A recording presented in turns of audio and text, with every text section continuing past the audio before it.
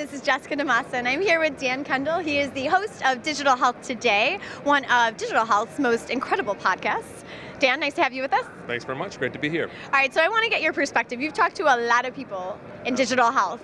So who are some of the most exciting people you've talked to, the most interesting? Well, part of the reason the podcast has been successful is because the guests have been so gracious with their time and with their stories. So I'd have to say all of them are my favorite. Oh my God, that's a lame I know, answer. but they, the people who started very early when I was just learning how to do some of the podcasts and some of the questions to ask and how to shape some of the content, they really took a gamble at coming on in some of those early episodes, and I really appreciated them doing that. And then as we've continued to grow the audience and grow the listenership and really the expertise around it, it's just become more and more fun, and we've been able to attract some really great guests. I mean, everywhere from Stuart Carton and Min Zayani from the very, very early days, and Leslie Saxon, coming up even through Unity Stokes and Bolty Boy, Matthew Holt, and even some of the more recent ones. We've got great content coming up with Razu Shwetsa. We have Amir Kalali and many, many others. So lots of great stuff coming up. Fantastic. And for those of you, those who are out there who are not familiar with what kinds of things you talk about, give us like an idea of some of the topics you cover. Well, we cover everything: AI, robotics, big data, connected health, mobile health, all the problems. What we really try to focus on is the problems that we're facing in healthcare, and then what people have done in order to really solve those problems. All right, Dan, you walked right into it. So what are some of the problems that are out there? Like, what are you hearing the most about? Are we still talking about like the lack of interoperability, or what are some of the things that people are talking about right now? Underserved populations, okay. Cost, business models, how people can actually cross that chasm from not just having a great idea, but actually getting through not just the regulatory aspects, but actually the business models of how people can actually put it into practice. And then also, once you get the adoption, how do you make it sticky? How do you make it addictive so that people will want to continue to use that? And then what are some of the solutions that you've been hearing, or are people still trying to figure this out?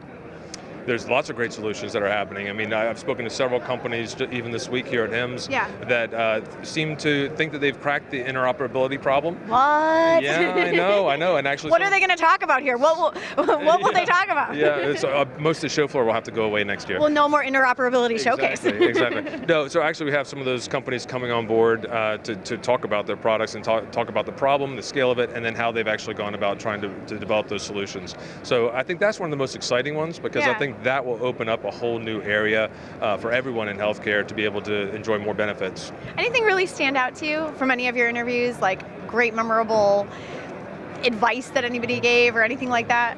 Well, there's lots of great advice. I think one of the big things that has been a running theme, but I think the first person to mention it was Daniel Kraft, episode 20, 21, somewhere around there. Nice. And Daniel mentioned to get out of our silos, to really share ideas. And that's a problem that I felt we've had in healthcare for a long time, and I'm sort of pointing the finger at me, because I've been over 20 years in healthcare, and I think that we often think that unless you've done healthcare, you can't do healthcare.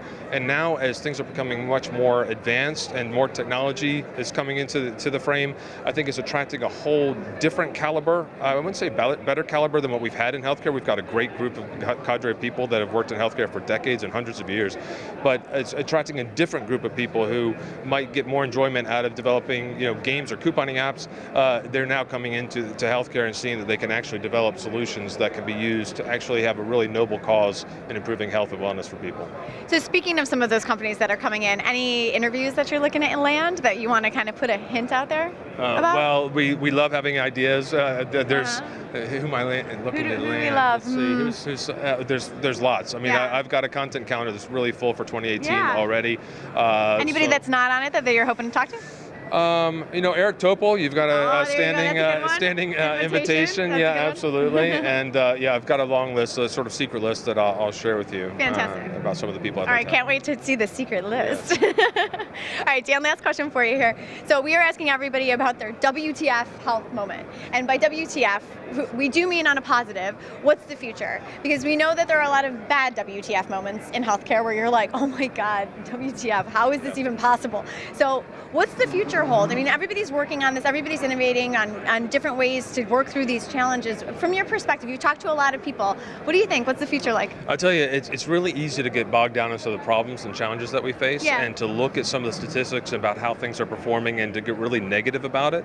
But I tell you, through all these conversations that I've had, I'm more optimistic than ever about what the future holds for us. So I think when we see a lot of this big data and AI and the data being released from some of these silos, even just today, I've had several conversations with leaders of big companies that are really doing some wonderful things to help unleash the power of this data to really gather some meaningful insights and some actionable insights. So I think the future is very, very good for healthcare. And I mean that for the developed world that already has a lot of choices and a lot of options available, but also for underserved populations. And underserved populations doesn't necessarily mean parts of the globe. It can be just a few hours outside of Atlanta, Georgia, or Detroit, Michigan, just as easily as it could be in Western Wales in the UK or Sub-Saharan Africa. Right. So I think there's a lot of great things to come. Okay, Dan, for people who want to find you and listen to the Digital Health Today podcast, where do they go? They can go to digitalhealthtoday.com, and they can find us on Twitter at dhealthtoday, and they can follow me as well on Health Tech Dan. Perfect. Dan, thank you so much for joining us. Great. I'm Jessica DeMassa with Dan Kendall, the host of Digital Health Today. Thank you.